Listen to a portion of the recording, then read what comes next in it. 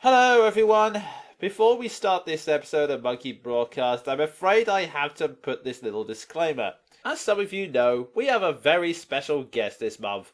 And unfortunately, whilst he is a great man, he is also an extremely busy man. So we only had one brief window of opportunity in order to have a recording session with him.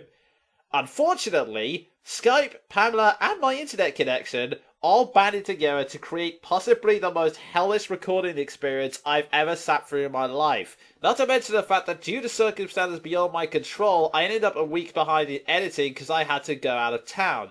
As such, there are a few things you're gonna notice in this episode which I need to explain right now. 1. Despite my best efforts to make all of the sentences flow, Skype was cutting out horribly, so there are moments when the audio just sounds garbled. I apologise, I tried everything I could to fix it, but to no avail, so please follow as best you can. 2. There are moments where we may sound tired or half-assed, and the reason for that is because we had to do several sections over and over and over again. So yeah, whilst we try to remain professional throughout, you can understand if we're getting a little bored of talking about the same thing over and over. And finally, several sections are cut short due to both technical difficulties and as a saving measure on my part in order to get the episode out on time. As such, while you do get a review and discussion section, they're cut short, so I apologise. So yeah, I hope you enjoyed the episode despite this, and I'm not quite sure how to segue out of this, so let's just cut to some footage of me screaming in frustration. Damn you all to hell!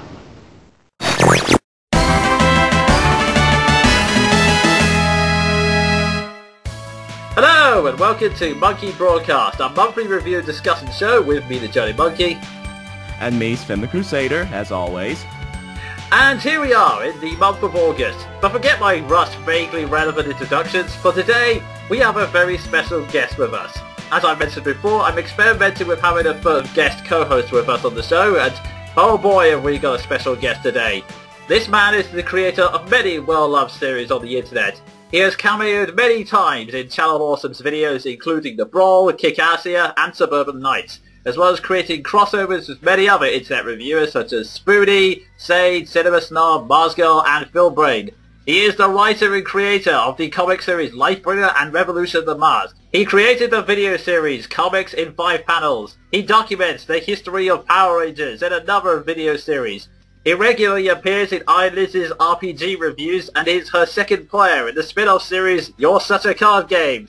And he also has this review show, Atop the Fourth Wall. You may have heard of it, I don't think it's going to catch on. Ladies and gentlemen, please welcome Linkara!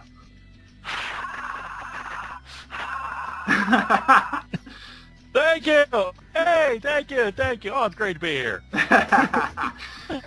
Oh, I wish I had enough money for this. Anyway. Now, I apologize in advance for this, but maybe I should alter my intro. And me, Sven the Crusader, commentator, voice actor, writer, and not worthy. But yeah, once again, we'd like to thank you for appearing on this show. I know you're incredibly busy with all the stuff you've got going on and everything. Well, it's no problem at all. I'm glad to be here, and yeah, that's it. I'm glad to be here. Okay then, fair enough. Well, we're currently stumbling around like awkward fanboys, so let's just get our professional mask back on and cut straight to our first section. Q&A! As you can guess from the title, this is where we answer questions sent to us by our fans and subscribers. If you'd like us to answer your own questions, please send them to us via YouTube PMs or just leave a comment on this video. And yet, we got a wide selection here today, so our first question is one we had left over from last month, but it comes from Metal Gamer 97. Brace yourself, folks. Mother of God, help me. Okay, his question is, and it's for all of us, how many servings of tipsy apple juice do you recommend a day to morbidly obese sea lions? That's a tricky one. We using a metric system here for how much of it, or are we going with just like, cups or something? I have no idea. He didn't really specify. It could be with either system, to be honest. Yeah, I'm going to Metal answer Gamer's 6. kind of... Oh, okay, 6. I would probably say 2, because I think they should be on a diet. If they're already obese, they should probably get out, do some exercise, you know, swimming or something, I don't know. Moving on to the land of the normal, hopefully. From Doc Yoshi, what do you think of the news on the DC reboot so far, and what do you fear will go wrong? You can't see it right now, but I'm banging my head against the desk. Yeah, I'm assuming a lot of people have been asking you about this. No, it's not so much that they have, but it's more so that I don't think this is going to end well. I mean, I'm hopeful that it will. I mean, I could be proven wrong. I would love to be proven wrong. But the way the publicity has been handled, the PR with it, the images, the creative teams, what they're canceling in order to pull it off, I'm not optimistic about this, and I don't think it will end well. I mean, I'm not happy about a lot of the changes they've made. You know, Superman's marriage being annulled, Barbara Gordon is Batgirl again. I'm not fond of most of the designs for the heroes, the redesign, because everybody needed to get a new costume. Yeah, I can see that because I've heard some stuff about them de-aging the characters as well, so that they're all younger. I'm not quite sure how that works. It's simple. Basically, they've only been around for 5 years now, and Batman's been around for 10. Oh, and there was no golden age of heroes, so there was no Justice Society, there was no heroes during World War II. Basically, all superheroes are new. Okay, This is going to end pessimistic, and like, oh, they don't trust the superheroes. Yeah. Yeah, I remember you saying you're not a fan of Marvel when they turn against Spider-Man every 5 minutes. Yeah, speaking from a purely bystander standpoint, given the fact that I've not really read comic books or paid attention to them, aside from watching Atop the Fourth Wall, I could see so many ways this can go wrong, given that this entire universe is, what, 60 years old? Rebooting a 60-year-old franchise to make it look new? How do you do that? Technically, this universe is only 25 years old, considering it was the first time they did this. Oh, and that's the other thing. They're doing a reboot again, even though it never ends well. Do they understand what the definition of insanity is, right? Doing something over and over again and expecting different results? Yeah, sane people learn from their mistakes, I think. Yeah. At least that's my definition of sanity. Then again, I suppose my definition of sanity is mildly questionable.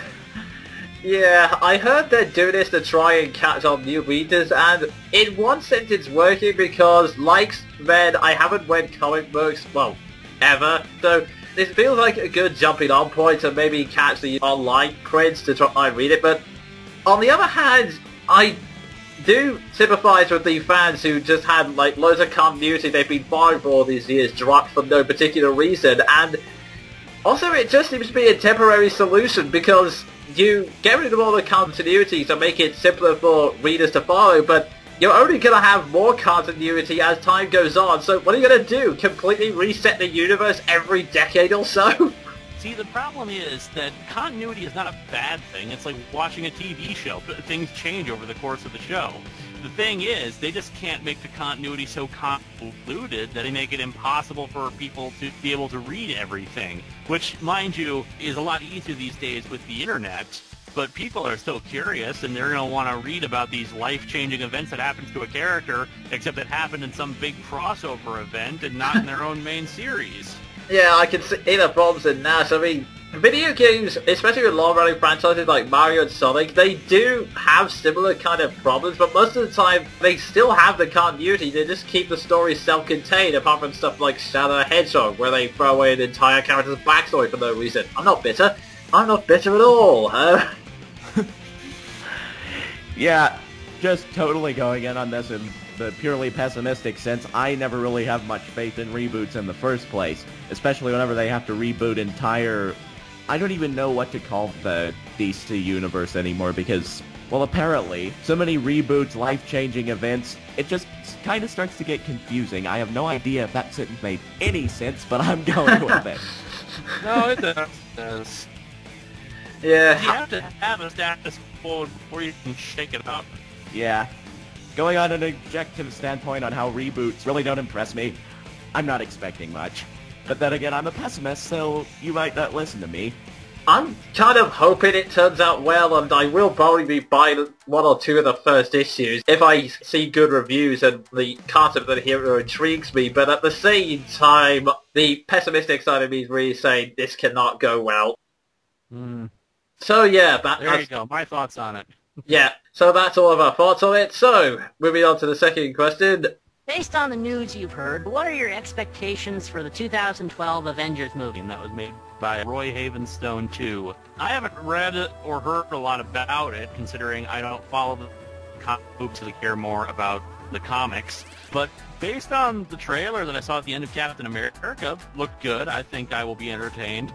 We'll see if that actually up. Yeah, I'm also getting really built up by the hype. I mean, I do love the little teasers they left at the end of the Iron Man movies. I've not seen 4, and I'm planning to see Captain America next week, but yeah, I do like the fact that they're attempting something like this, that they're trying to invent this continuity and basically a big crossover of all the movies together in one. But my only problem with it is that the main writer for this is Joss Whedon. Now, don't get me wrong, I really did enjoy Buffy the Vampire Slayer and Angel, but they kind of went downhill in later seasons, to say the least. Yeah, my whole opinion on this is, again, kind of ignorant, because I don't really pay attention to comic movies. I don't really pay attention to movie news anyway until they come out. But unless it's Dark Knight Returns somehow, I haven't watched any movie in theaters. But just looking it up on Wikipedia, and I'll just throw this in as my bit of trivia. I'm looking at the cast, and I see Mark Ruffalo as the Hulk. Let me just say this, after The Last Castle, that amuses me. So yeah, almost in direct opposition to the reboot, I'd say most of our opinions here are extremely positive, just hoping it doesn't end up to be an anticlimactic letdown after all the build-up they've had. Yeah, that would royally suck. Okay, moving away from that slightly depressing thought, our next question comes from Spyro Crash 19, and I think this is mostly aimed at Sven, unless Lewis has played this game as well. What is your favourite class in Team Fortress 2 and why? Okay, for me, I actually have a variety of different classes. I don't like one specific class. All depends on what mood I'm in. For example, if I'm feeling really sneaky, I want to go do the spy, and I'll giggle wildly as I stab people in the back. If I'm feeling like really pissed off and just want to kill things, I'll just go to heavy and just like lay waste. And just all-purpose goodness, pyro. Oh dear.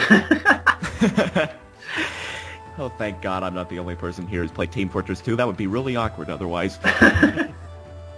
As for me, I spam the demo man. I admit it.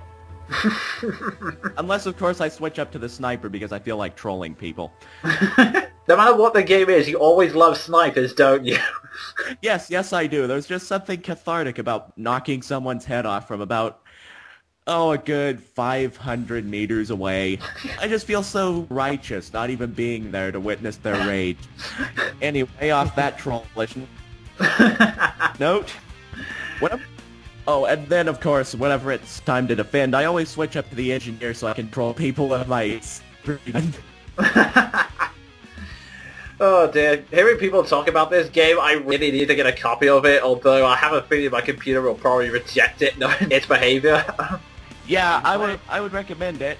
I mean, the elitist fanboys that I mentioned before, they've kind of calmed down now, so it's free, it's on Steam, both don't cost a thing, and although you will have to wait donkey's years for the download to complete, just get it and hope God your computer likes it. Okay.